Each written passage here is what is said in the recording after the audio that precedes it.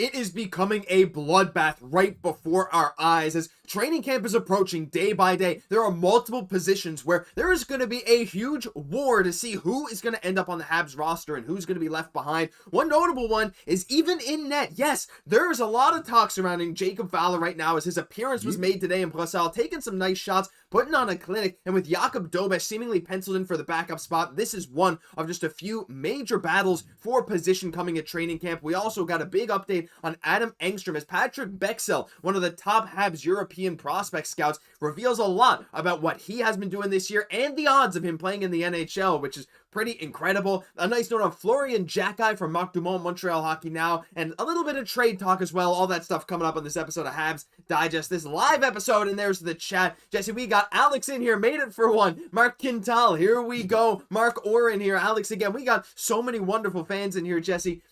I just need the season to come at this point because we're talking about training camp, we're talking about trades, but right now this is the fun time of year where we can look at all these things that might happen, these hypotheticals. I'm just so excited to see the guys getting on the ice day after day as we're pushing towards something that I genuinely think is going to be a bit of a bloodbath. I mean, time is flying by, and yeah, absolutely kind of shaping up here with Fowler making his presence felt here at the summer practice sessions, getting infamous right now what's going on in Brussels. Everybody's showing up. Again, it was noted, again, Habs Digest Nation, not a single goal was registered against Jacob Fowler in this practice session. He was just completely on fire. So welcome to all our amazing fans. We're so happy to have you here today as we break down just, these amazing happenings once again. Absolutely. It's so exciting. Hello, Ethan. Welcome back into the chat. Go Habs, go, says Malk. The Poirier's finally number one. And we got F Trump in chat, as always. Good to see you. Alec Guy is locked in. He absolutely is. And we're going to get back into Fowler versus Dobes in just a bit. You guys saw the thumbnail. This is going to be a ton of fun. But you know what we're going to start with? We're going to start by talking about something different. And we're just going to get into trades because there has been no real massive update on the trade front, to the chagrin of many of us. Honestly, a lot of us really want to hear something big because, look, there's names like Mason McTavish. There's names that we haven't mentioned in a while, like a Jordan Kyrou, even a Marco Rossi out there. And, Jesse, I'll just throw it out into the void right now, and I want the chat to answer this as well. We'll have a poll. Do you see it as any less likely? Now, I feel like we've said, the first week of August, something's going to happen. It kind of didn't. It's been very quiet. Yeah, we're hearing little whispers like yesterday's video about Zaka and Middlestat still being on the trade market, but they don't really solve the problem. Like, do you feel it any less likely now as we get closer to camp, the more talk about how they're ready to run Kirby Dach at the 2C? Do you see it any less likely that a big 2C trade is going to happen before the season, or are you still believing? I'm still believing, but time is obviously flying by as we're getting here into August. Kent Hughes, though, we know it's going to make the right move, whether it's before the season or shortly thereafter. Obviously, there's going to be a couple different factors into all this. We know Kirby Dach is really at the center of this again, but Josh, I really see a world where, again, it's more of like what we have on defense and also knowing all the great stuff that we've done last year that still got me believing in that 2C because, again, we just have so many guys on defense right now where I just feel something needs to give. And why not wait if you have like such kind of so many chips kind of stashed there to kind of get a certain player that you need? So again, whether that's a McTavish, that remains to be determined. I really believe that Kent Hughes, even if it's not that young 2C along the lines of a McTavish would provide, he's going to pivot to a vet at that certain point. And you know what? I really wouldn't blame him. But if we're talking about like a Rossi, it's like, again, not a fit. And it's not that like he's a good player. Like I could actually see him putting up good production in the regular season. And he's done that all his career. But the reason why Kent Hughes wouldn't do this is there's just no way of getting around how when you're in the playoffs, size matters. And it's just too much of an important position.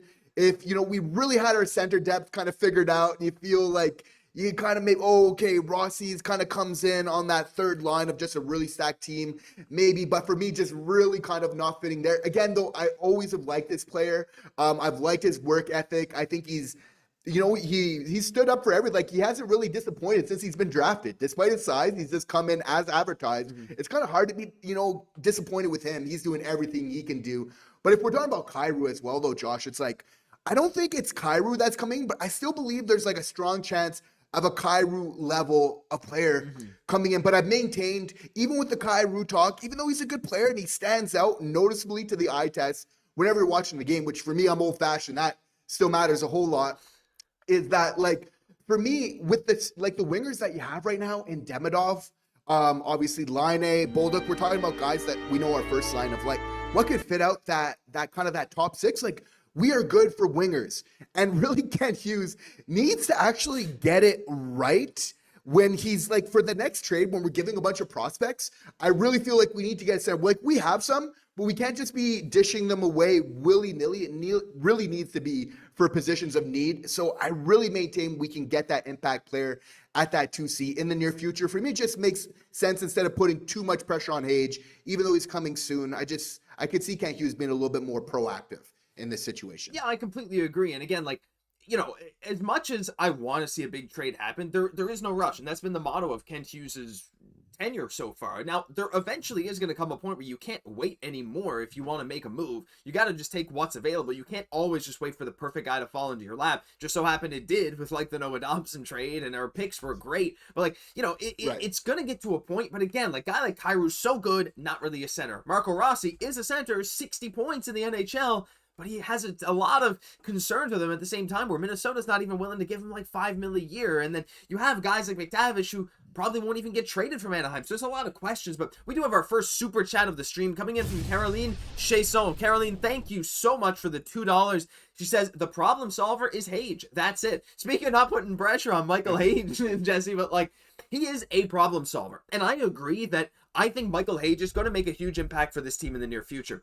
I just worry about having him step into that role too early, because how often do you see a center come in, like especially a late first round pick, come in and make that immediate 2C impact by the time he's 21, 22 years old? It rarely happens. They turn into a 2C as they're 24, 25, 26, which is like the age Nick Suzuki. He just turned 26, mind you, right? And yeah, he's been a great center since the time he was like, you know, a good bit younger, but like Xhekaj was not as highly touted as Suzuki. Could still be great. I just worry about that timeline then, Jesse. And again, you want to maximize the years where you have these young guys on rookie scale deals, which is why I think like there is a bit of a rush, but it's not urgent. That's kind of the way I'm taking a look at it.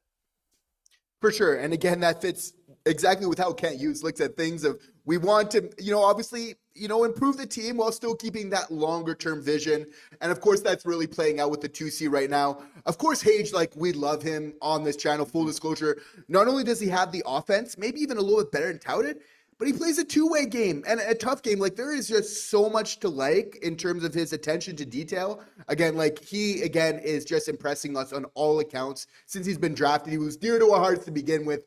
And I mean, it's doing nothing but again, better right now. This guy is completely lighting it up right now for the University of Michigan right now. So while I do agree that he is going to be great for this team, and this is kind of a big theme of the episode today, it's like, how can we still kind of like draft well, make sure we're developing while still winning? Like these things don't need to be like mutually like exclusive. You can still add guys to Xhekaj while you're getting the playoffs, adding other prospects coming out of the woodwork, which you're obviously getting into, which is phenomenal moment, creating so many opportunities and leverage for Kent Hughes to really fire on all cylinders here going forward. So what's really interesting is, again, it's like, I love Xhekaj, but again, it's a lot of time. It's a little bit late to the party when we really want to be even continue that momentum that we've built.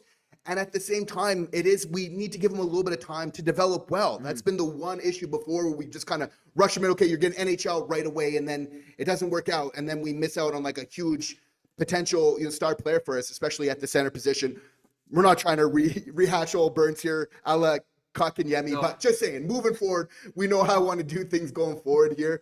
It'll be interesting to see how we kind of sort this out. But for me, Kent Hughes, he's waiting to see. He wants to have his cake and eat it too, but if not, he's not going to be afraid to pivot real quick. Absolutely. And fantastic note there, Caroline, who also said, you know, wait, 2 years at worst. We also got guys like Juraj. Like there's a lot of hope in the system coming up through. Oh, yeah. So like, you know, there's like, if we don't find that solution soon, it's not the end of the world. And I think that is a really good point, right? Hey, we can afford, we're in a position where we can kind of afford to have our cake and eat it too. And I'm going to scroll back through some of these chats, try to read some, because there's so many that we couldn't even get to. So shout out to the channel members for being here as well. Reminder, we do read channel members and super chats in priority. Sorry if we don't get to your message. We'll try our best. But what do we got here? We got the Buquifius channel member saying, ni hao, hey, ni hao. We got, I do want to read this though, Iki. Hey Josh, how's the smoke fire in your area? Hope all is safe with this new Paddy's Pond fire. Yeah, if you guys don't know, wildfires are running rampant in Newfoundland right now. There's one about 10 minutes from my house. Should be fine. I mean, I'm not in the woods, but like there might be some power going. So if there's a day without a video, that's probably what it is. But you know, we'll keep you guys updated if something goes on. But wishing the best to absolutely everyone across the province because it's been absolutely devastating. Thank you for checking in, Mr. and Mrs. Keats. Really appreciate that.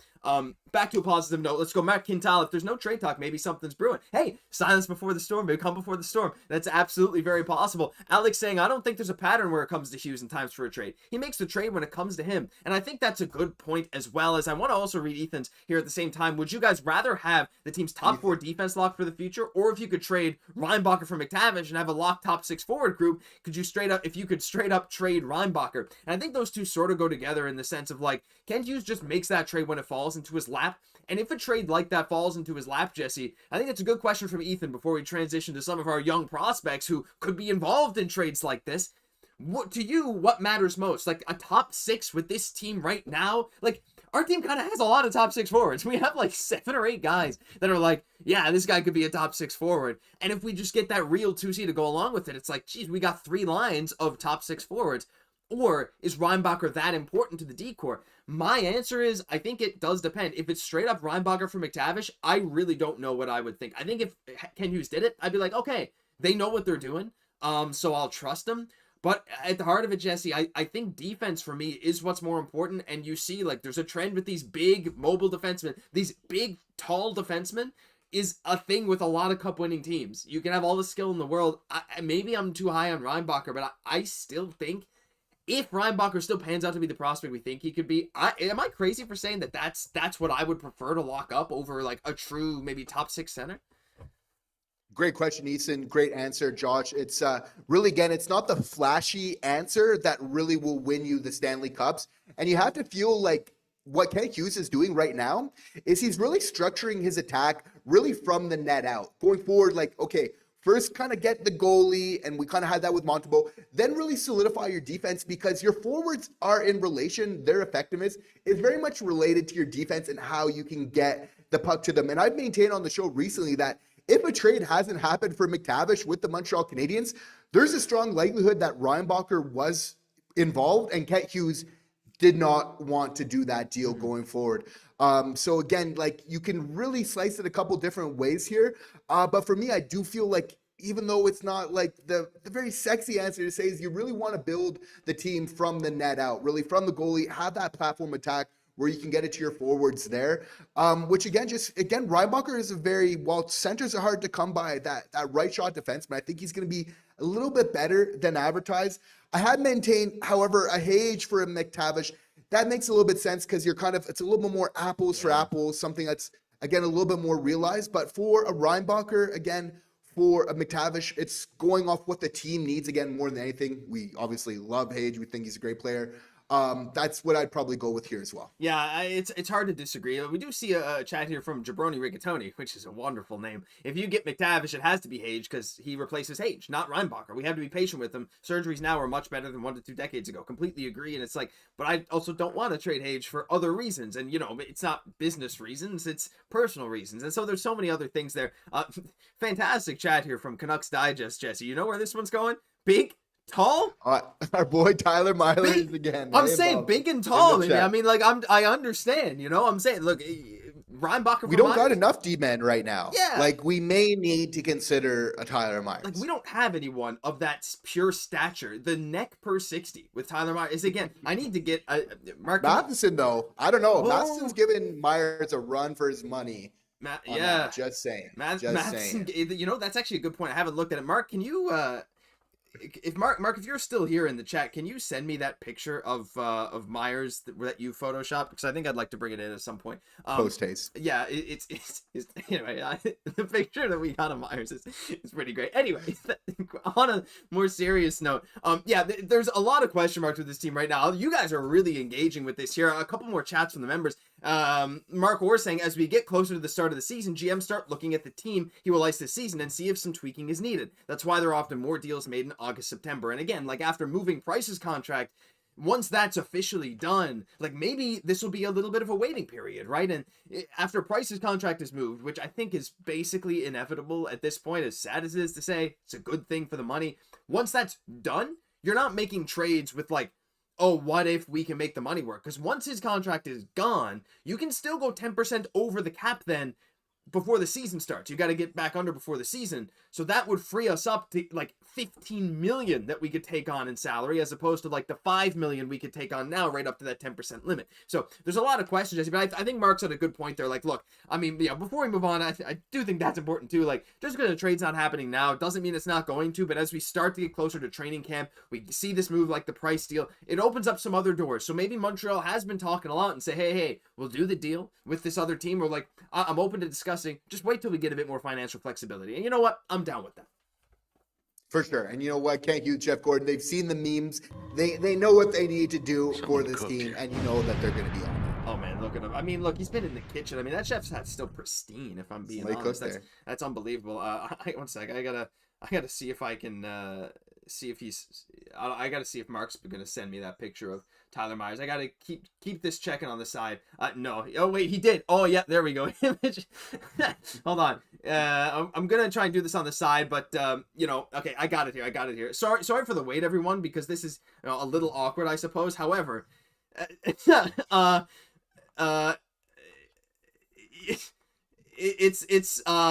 you know, Put that away. Yeah, no, that looks questionable. Now I can't shrink it, so sorry about that. We're gonna move on. Let's talk a bit about something else, Jesse. Moving on from the trades, as I want to get into Adam Engstrom, because there was a great section on Locked On Canadiens recently where Patrick Bexell, one of our top European scouts, well, not a scout for the Habs, but he does a lot of work with European players. He's amazing. Patrick Bexell, if you don't follow him, if you don't look at his work, Habs Eye on the Prize, some great stuff. Talked a bit about Adam Engstrom, Jesse, and when we're looking at the defense moving forward, there's a lot of questions, but also, like, you have mentioned his name, I think, a lot more than I have recently, and for good reason, because, I mean, we both see the true potential, but I know you're quite high on Engstrom, and there was some stuff that Patrick Bexell said when it comes to our defensive rotation here. Quote, he will play in the NHL this season. I'm 99% sure of that. I think it will be after the trade deadline, but the reason the Struble didn't get a longer contract is Adam Engstrom. And that's a pretty bold statement to say, because Engstrom's great, but like to straight up say like, hey, that's one of the main reasons Struble didn't get it. Went on to say his drive is what stands out. He spends a lot of time with video coaches. He's working on technique, on gap control, because he was much more offensive minded in Rögle because they needed him to be. But when he came over to Laval, he played defense. It wasn't until Christmas that he was sort of settled in Montreal. And that is a great point. And to hear this perspective of like, he had to play a ton of offense for Rögle, and he showed those flashes in training camp with Montreal and in Laval, Jesse. But to see how well he adapted, at the speed he adapted, there's a good reason that Patrick is so high on a guy like Engstrom. And the more I hear about him, the more I genuinely think this just keeps going to this theme of like a war for positions. He is one of the biggest sleepers on this team because we saw last year what he is capable of. For sure. And again, even before we saw what he was capable of, I mean, this guy hasn't disappointed since Rögle. No. And let's be fair, like, well before, like, since he's been drafted, it's just been success after success. He's doing it over there. He then comes over to North America. No problem with the transition. Super confident with the puck. Plays a two-way game. He kind of gets typecasted into like, oh, but he's an offensive-only goal guy, right? No, he actually back checks, plays defense. Oh, but he must be small, right? No, 6'2", 198 pounds. Like, this guy's basically got it all confident with the pucks. Like, he's just really got a lot of great signs here. And again, really harkens to the need when we're looking at that bottom pairing. And again, like, I'd probably have Matheson on a side note pegged into that third pairing. Mm-hmm. We know Kent Hughes, if Matheson's on the lineup, probably isn't. It's probably going to be like a Carrier, and then you have to feel like on the other position, fighting for all of it, it's going to be like Struble, again, Xhekaj. We got Reinbacher, yep. But you have to throw Engstrom into this again. But like, I think, Josh, we just need to take this time. Like, is this another prospect that's just popping off, that's just developing out of the world? Like, it's so many. And again, like, not that many years ago, I'd say maybe like 5 years ago, 4 or 5, very few prospects developing in this way, actually having this meaningful, where we're having guys, guys like Engstrom, Struble, higher level guys like Hudson, Debra, like all these guys matter, right? Like these prospects, just in fact that another one is really doing this right now is just absolutely wild. And this is what the top teams do, is that even when they start to do better, and I know Engstrom was from a couple years back, but they draft well. They're then able to develop them, but then they keep winning. And no matter where they're at, this could be important for Montreal going forward. It is, even after they end up a little bit higher in the standings, still continue drafting well. By all accounts, they've really shown that they can do that, which really keeps us excited because, again, we look at teams like the Stars or, even in a certain way like Washington Capitals, they have been near the top of the league. They just drafted so well for so many years. They keep at the top, drafting well, and that's what's really going on. Where before, again, not to throw shade, but under the Bergevin, wasn't it like management? Wasn't it the case where it's like either we're competing or we're developing? It's really like one or the other. When right now we're seeing it's a different case. And Engstrom's just a perfect example of how this has all come together. And again, now putting some pressure. He's not the only one. We're going to get into some other players because, again, that's how well our drafting, and our development system is really going right now. Very curious to see how they make some room for him going forward. Again, on that right-hand side, which really has that importance. And I can't wait to see him playing in Montreal in the not-so-distant future. Yeah, it could very well happen this year, right? And again, like, can I speak in person? I only saw him play one game, and it was Laval's worst game of the playoffs, but Adam Engstrom was far and away the team's best player, which is crazy to say, right? He was the guy that showed up when almost no one else showed up, and that was honestly, like, not that was the theme the rest of the season, but he showed up almost every game the whole season, and offense and defense, those flashes of incredible defense on a different size rink was unbelievable. And to play off your point, Jesse, Alex makes a great chat here. We have NHL level prospects growing on trees at the moment, and I completely agree. And like, that's something that is so rare. Like you said, they're just blossoming out of nowhere. Like Florian Xhekaj went from what most fans were saying that's a reach just because he's a Xhekaj into a legit like NHL prospect who we're going to talk about in the next segment of this video. So stick around for that, or this stream, I guess, or video if you're watching this after. But like Xhekaj, Jared Davidson, late round pick, good for the Seattle Thunderbirds, randomly was like tied for the team lead in goals, and it was just like, what, or a second or whatever it was. He was high up. All of a sudden, Jared Davidson's like, okay, we got to consider this guy. Beck kind of always was. Joshua Watt kind of was after, again, a couple of years because he was a later pick as well. Like, these guys are just developing at such a crazy rate, it's hard to keep up. But you also need to make spots. And again, that's where I say it's like, it's a bloodbath in the sense that, like, there's not enough room for everyone. And that's what sucks at the same time. Like, some of these guys are going to be gone. And let's be realistic as well. Some of these guys are going to flame out and they're not going to make it at the next level. There's a lot of guys who are great in the AHL who can't cut it in the NHL. It's the unfortunate reality. Not going to happen to any of our prospects, of course. No, but I mean, you have to brace for it, right? And so there's a lot of ifs, ands, and buts when it comes to this. But like, it's such an interesting situation with Engstrom. But you're absolutely right, Jesse. I like the point you made about how we could play the right side as well, because that's a position of need for Montreal. And like, I mean, if he can carve that niche out, Jesse, like if there's a hole, like if there's an injury, even 2 injuries, or even a trade, it wouldn't shock me if he was right up there with a guy like Reinbach, or just below him even though, but like to fill in on that right side if needed. And I think that just adds to the versatility of his play, which is one of his biggest strengths as well.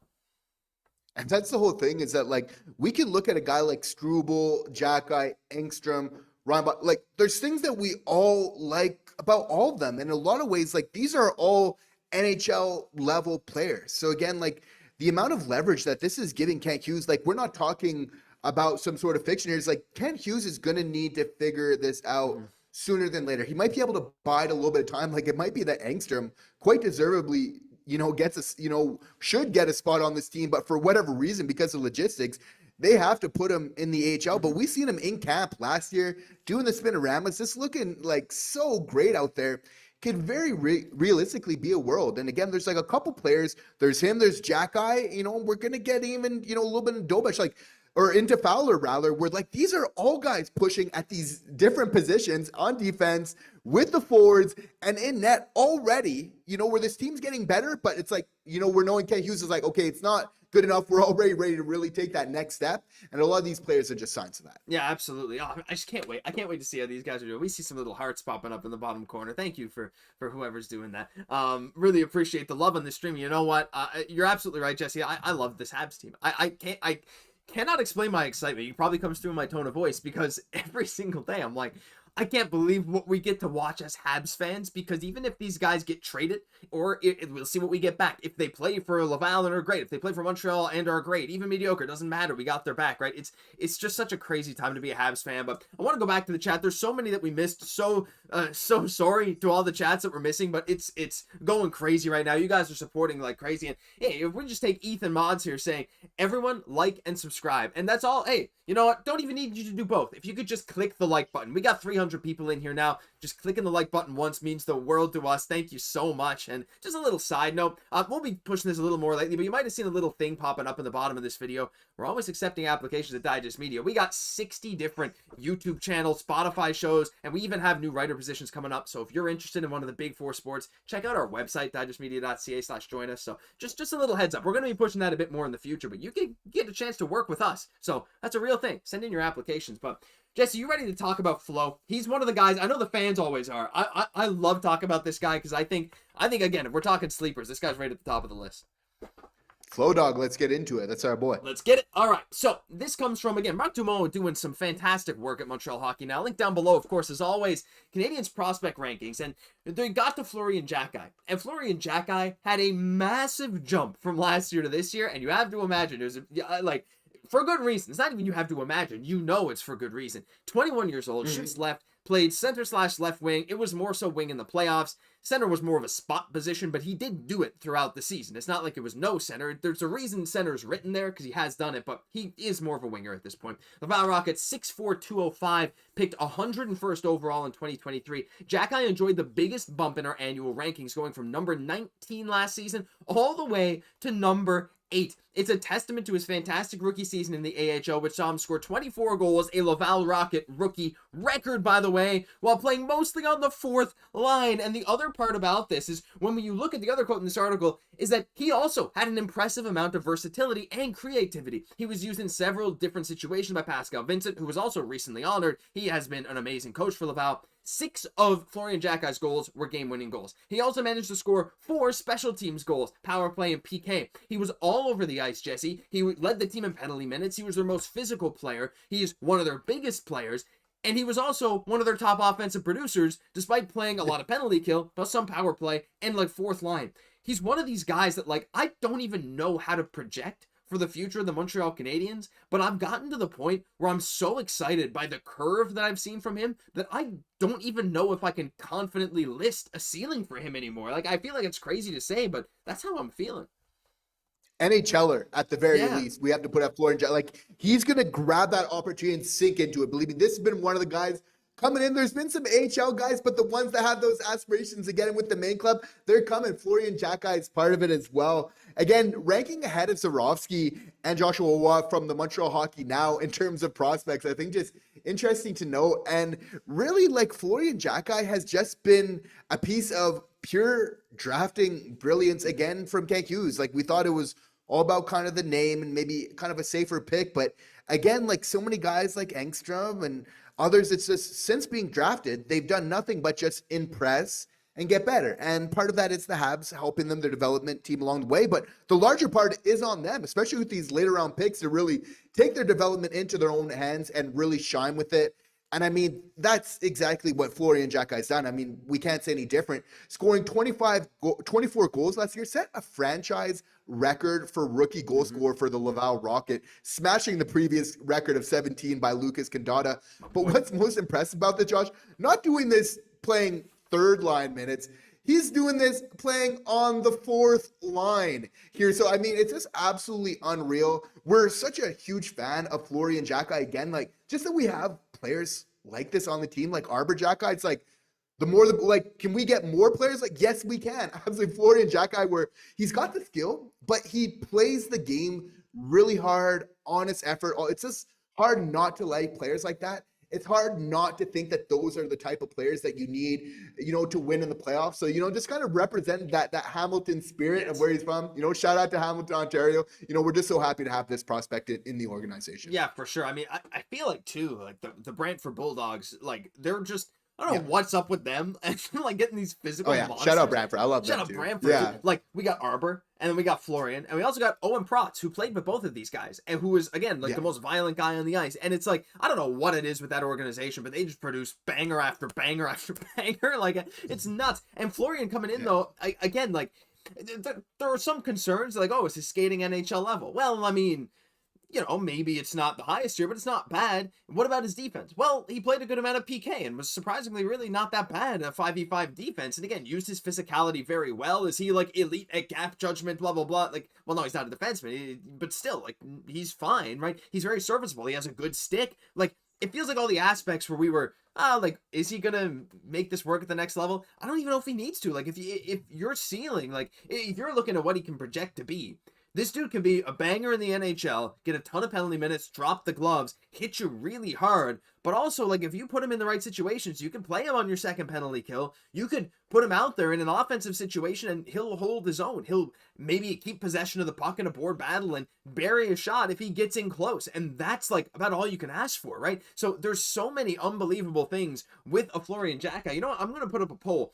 because right now, I want to see how many people think he's going to be, like, a full-time NHLer for Montreal. Will Flo ever be a full-time NHLer for Montreal? And I think I know what most people are going to answer, but I think you know, not to influence that right now, Jesse, like I think Florian Xhekaj again is one of these guys. If we go back to what we were talking about earlier, training camp, he's one of these guys that I know we have similar type players, like especially with the addition of Sammy Blais, who plays like a similar game, is also a fantastic AHL scorer. Like Florian's kind of competing directly with that.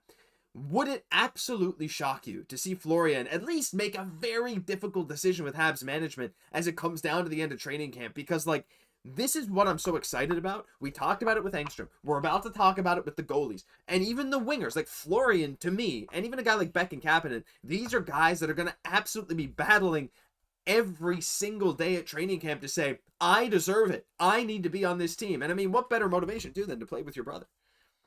For sure. And even if they don't make it out of training camp, Josh, you know he's going to be humming until he really gets his way into the NHL. And that's what makes that competition throughout the year that's going to be so exciting. They're going to know that they're not just auditioning for their jobs in Laval, but there's something greater on the line.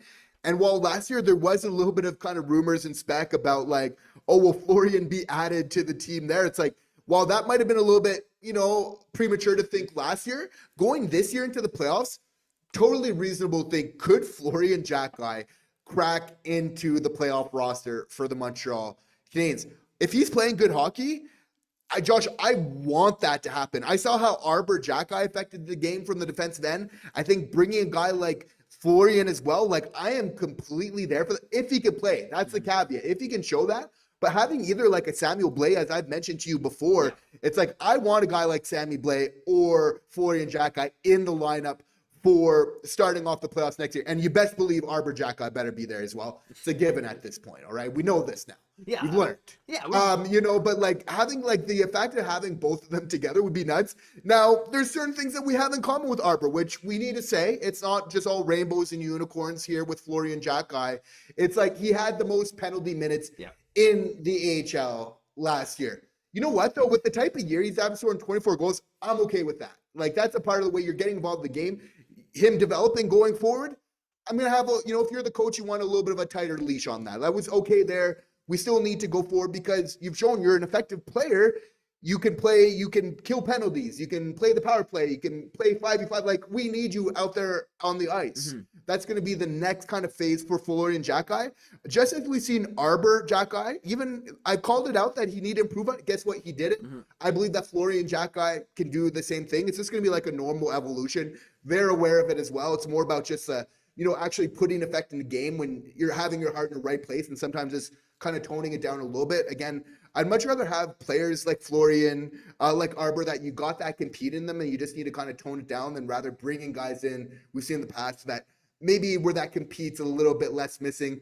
Not an issue with this generation of the Habs, which really gets me forward to the playoff hockey that's coming. Yeah, look, if every single penalty minute he gets is like an offsetting 5-minute fighting major or a 10-minute misconduct that offsets with another team's good player, I'm okay with that. It's just these undisciplined penalties that really hurt us with Arber, and that was a big reason he got sent down in the first place, because it was like, listen, man, like, you gotta stop, right? Like, there were so many times where, like, we love you, Arber, but there was penalties that really shifted the momentum of the game. And guess what? He learned upon that, and he got so much better, and he was a lot more reliable out there. As much as maybe that little flash of offense was gone a little bit, he wasn't as exciting to watch. He was more effective in a lot of situations, and it's about balancing all that, and he's going to be even better this year. But yeah, absolutely true. Can't wait to see what's going to go on with both these guys, because they're both going to be fighting and fighting and fighting. Again, saying it's a bloodbath. It's going to be. There's going to be maybe some bloodshed. Yeah, who knows? It's part of the sport. I want to get through the chat as well, because I see Alex leaving some great comments here saying Matheson, Xhekaj, and prospects are in the convo, for Kent for sure when it comes to D-men. Beck, Cappy, Watt, and so many others for forwards. And again, I think that just highlights, again, how many possible people we have that, like, we could see moved in a trade. Like Arber, I don't want him to be traded. Like, I'm sure he could be in conversations. Other teams would absolutely beg for him.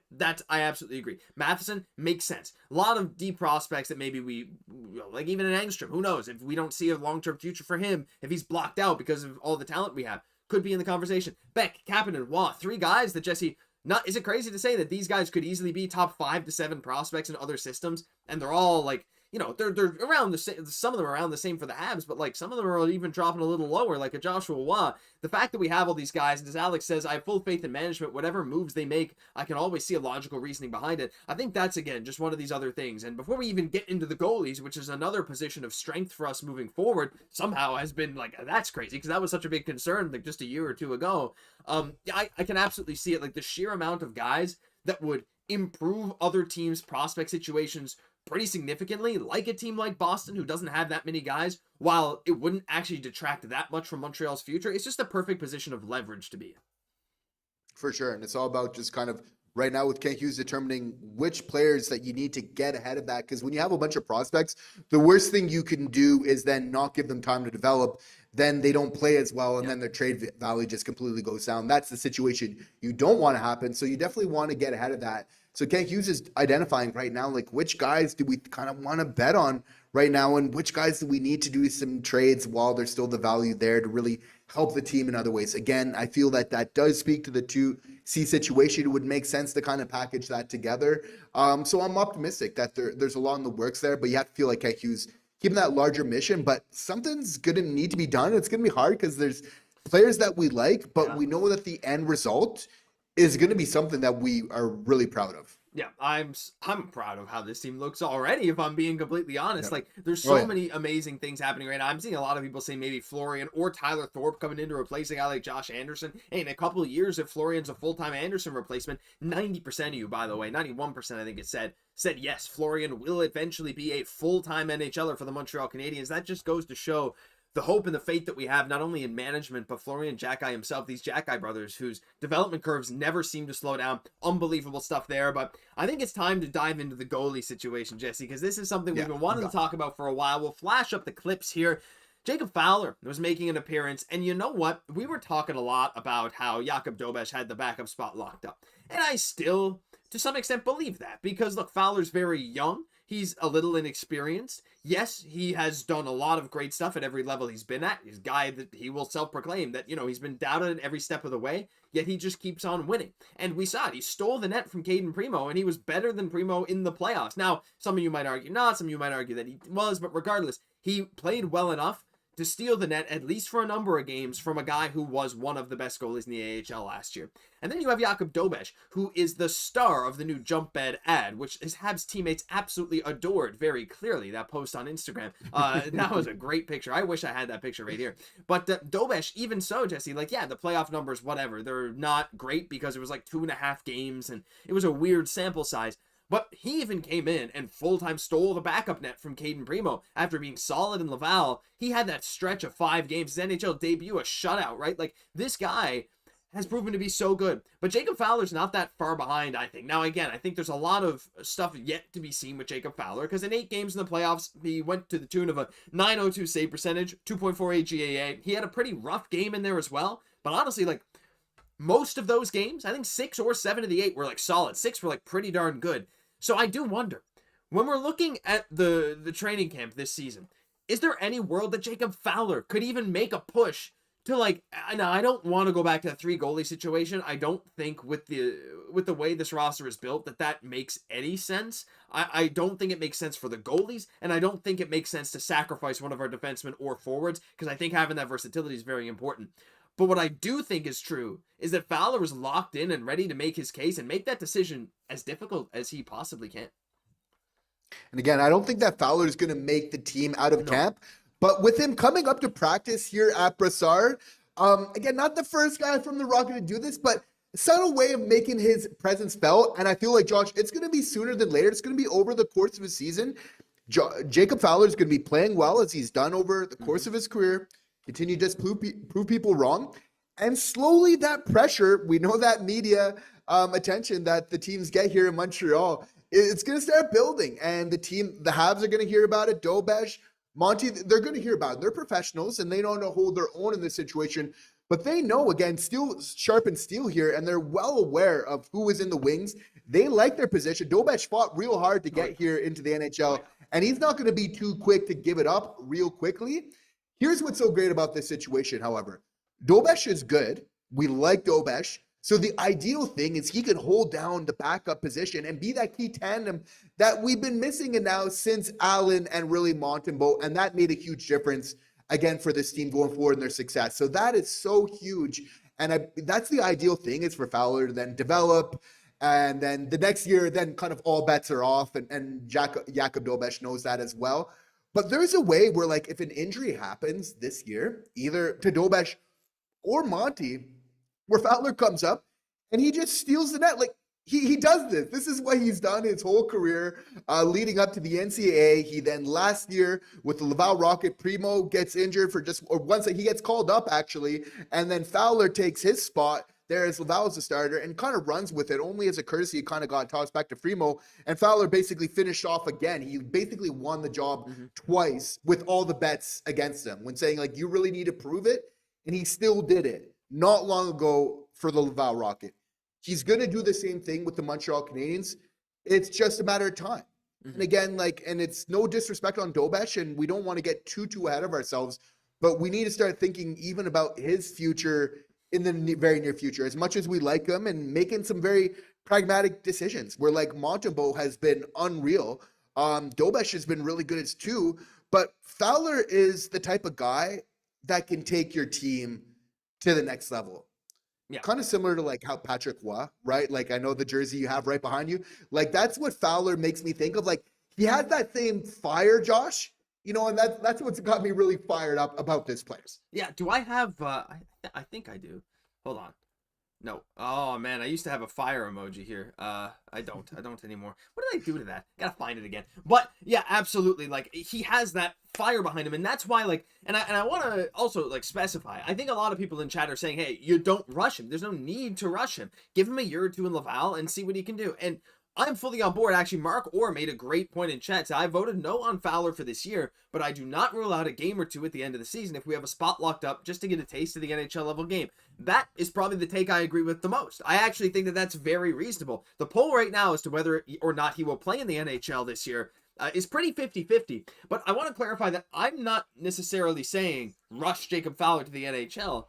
I am simply throwing the idea out there that what if he makes it inevitable? Like, what would he have to do in Laval versus what Jacob Fowler would do in Montreal to say, geez, let's give this guy a shot?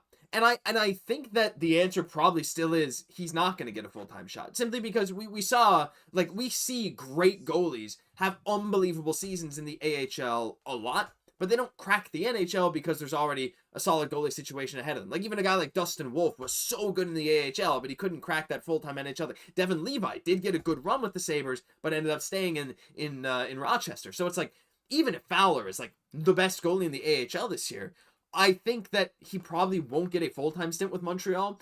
But I think that, like, I don't think it's crazy to say that if there's an injury or something, Jesse, that, like, it's not Kaiden who comes up, because, again, Kakinen's not waiver exempt. Like, if you want to send him back down and he's a great AHL goalie, you might risk losing him. And, maybe they probably won't claim him if you're another team, but, like, a guy like Fowler and even Dobes are both waiver exempt. So, like, I think if there's an injury, and again, I think at the end of the season, if we have a playoff spot locked up, or if all hell breaks loose and we're out of the playoffs, which I don't really foresee, but it's, a possibility that like Fowler could get some time there. But I just think like, I think there's a real world where he can force management's hands and say he's the third goalie. And I'm just being frank here. Like, if he is the de facto third goalie, like Cayden Primeau was a couple of years ago with Monty and Allen ahead of him, I think I'd be surprised if he didn't suit up for at least a game or two this year, even maybe before the end of the season. For sure. And the whole thing is, like, for his development, again, it's probably best where if he's coming up to the Habs because of an injury, plays well, when either a Dobes or a Monty comes back, it probably makes sense to send him back down. Yes. That's the safer play to allow him to develop and really go from there. But again, the fact is, like, whether they bring him up or not, he's going to be putting pressure on the goalie situation. He's going to be making waves. Like, he is that dynamic. He is that electric, that good. People are going to be noticing what he's doing. And just as they called for maybe a premature call for Florian Xhekaj, I see in a lot of ways, we know the nature of media here in Montreal. They're absolutely going to be clamoring for Fowler. I have every reason to think that he's going to back up everything that he's done, where people have maybe slept on him past, and like, that's his MO. So that's what we're saying here, is like, be well ahead of the curve here, that this guy is going to start making some waves. Again, he was drafted at 69th overall. He feels like, like he should not have went that far. I think this is another draft steal. Maybe not to the level of Hudson, but like fairly close again, where, again, around that same range where you can really get that impact player going forward. You know what the best part about this, though, is, like, despite how awesome Fowler is that Jakub Dobes, he doesn't back down. Nope. Like, this is a guy who will fight back. Like, once he's gotten to this position, he's got that fire in his game as well. And I'm curious to see how he's going to respond to this situation. I think rather well, which is really just going to help, like, the whole Habs organization, because there's a lot to like from Monty, even though we were kind of lukewarm, we weren't sure.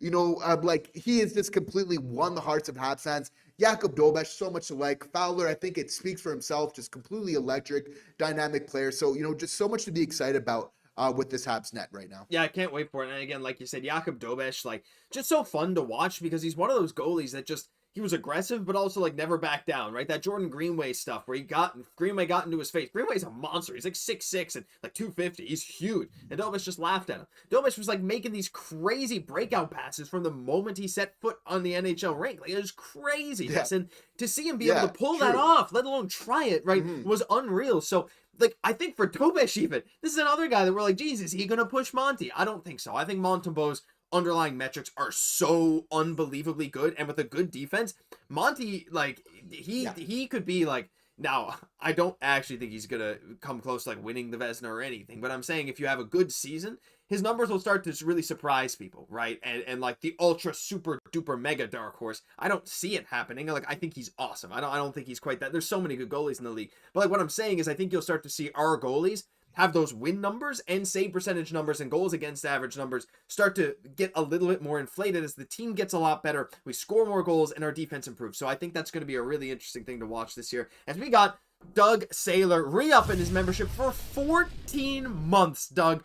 14 months you've been a channel member, 14 months watching our streams every day. Thank you so much, Doug, for being here. Hey guys, just made it. Well, great to see you, Doug. I mean, Jesse, to see that people around 14 months of straight renewed membership, it's crazy that we've gotten this far. It's crazy we're approaching 3 years of this channel come the fall, and hey, it's people like Doug, like Alex, like Mark, and so many other fans here that I'm seeing in chat that make it possible. It's nuts, And that's what makes it fun. I'm sure we feel it, but our fans feel the same. Like, it feels like the first year. It feels like we're just getting started. Like, this has all begun, because obviously time's flying when you're having fun, and it's the people. Like, it's you guys that make it fun. Obviously, the love of hockey, and we know how much Montreal we love hockey. We need to cover it, every single day. But it's really you guys and just your support, which really kind of takes us all to the next level. Yeah, absolutely. It's going to be so great. But yeah, like, there's so many questions. And again, I still think this is going to be a crazy thing to watch come training camp. And I know you guys will be along every step of the way. Now,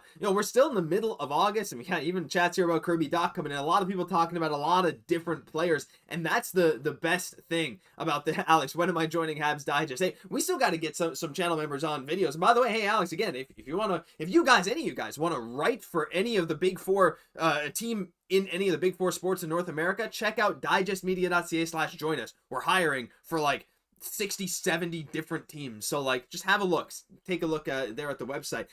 But yeah, like Jesse, what I absolutely love about this is that there's so many players we could talk about every single day. From here to the start of the season, it's just going to get more exciting. The thing about this is the dullest time of year where there's not many breaking news reports, yet still we are in the middle of like heated debates a lot of times about, oh geez, what's going to happen? Is there going to be a trade? Is there going to be players? This might be the most exciting organization in hockey just for the sheer aspect of like potential, not when it comes just to playing, but like roster decisions, trades that could happen, free agency in the future. Like, there's so many different aspects about this team that I feel like every single day there's something extremely fun to talk about. Well, that's it. We have the revolution of Demidov, which we haven't even really seen yet. It's completely unknown the effect, that he can have. Really, I think the meteoric effect that he can really have on this team going forward. And then how that already builds on a playoff caliber team. You're then throwing in Ivan Demidov to the equation. But again, as we're breaking down here today, it doesn't even end there as your team is now a lot better.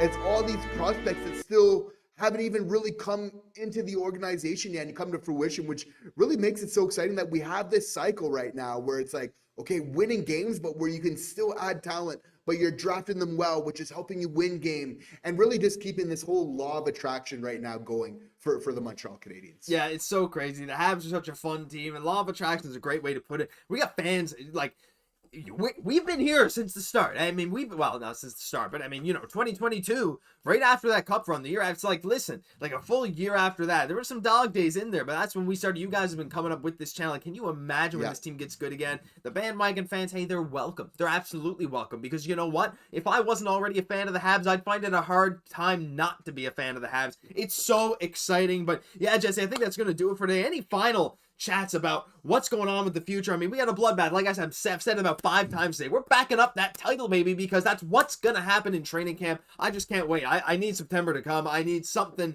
I need some kind of development because yeah, I'm just so excited. I'm here, and just to harken on your point, Josh, I think we need to give a shout out to just all of our fans that have been there from the beginning, and we recognize you. I think this Habs team, and as well the players, like, they recognize the people that have been there cheering them on from the beginning, even when things weren't as good, and we had to kind of draft first overall and kind of start from scratch in a certain ways again. Like, this was a deep rebuild, just big salute to you guys for being with this team through all of it, and how you guys are really getting rewarded. So things are about to really heat up, here for this channel, for this team this season coming up. And, just can't wait to cover it with all of you guys. Absolutely. And I want to give a shout out to a few more people in chat just before we go. Violet saying it's a fun, positive channel. Thank you, Violet. Charles saying, hey, Josh, Jesse, appreciate your coverage during the dog days of summer. Regards from Glasgow, Scotland. Thank you, Charles. Really appreciate it. This is a big camp. Steven saying, Josh, stay safe with our fires. Going to do my best, Steven. Hope you're staying safe too. For all of our wonderful viewers from the Rock, from Newfoundland, please stay safe. The fires are getting crazy, so make sure you evacuate if you need to. Stay safe. Well wishes coming from here at Habs Digest. Hey, I mean, I'm here too, and we're wishing the best for everyone, but that'll do it for this episode of Habs Digest. If you enjoyed, leave a like, comment, subscribe to the channel, or if you want to become a writer or maybe even a content creator for one of our many channels, check out the link. I'll put it in the description after the stream. You can go check it out. It's actually in the live chat right now. I'm Josh Gosse, my co-host Jesse Poirier. Thank you all for watching. We'll catch you all in the next one.